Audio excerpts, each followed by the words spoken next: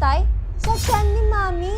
Bakit? Ang stillbirth o ang pagkamatay ni baby sa loob ng tiyan ni Mami ay nangyayari after 20 weeks of pregnancy. Karamihan sa mga stillbirth ay nangyayari bago pa man mag-labor ang isang buntis. Stillbirth affects about 1 in every 160 pregnancies each year in the United States. Ngunit, bakit nga ba nangyayari ang stillbirth o ang pagkamatay ni baby? May nagawa bang mali ang isang buntis? Unfortunately, we often don't know what causes a stillbirth. Ngunit, ayon sa CDC or Centers for Disease Control and Prevention, ang mga sumusunod ay ang risk factor ng stillbirth: being obese, diabetes, high blood pressure, substance abuse, pre-eclampsia, at being pregnant after the age of 35. Nakakatakot naman ang stillbirth. Ano ang pwede kong gawin para mapababa ang risk na mangyari ito sa baby ko? Avoid smoking, always go to your doctor's appointment, at always monitor your baby's movement sa loob ng inyong tiyan. Remember mga sisi, kapag hindi po ninyo naramdaman ang paggalaw ng inyong baby sa loob ng inyong tiyan sa loob ng isang araw, ay agad na kayong magpakonsulta sa inyong doktor para ma-check ng mabuti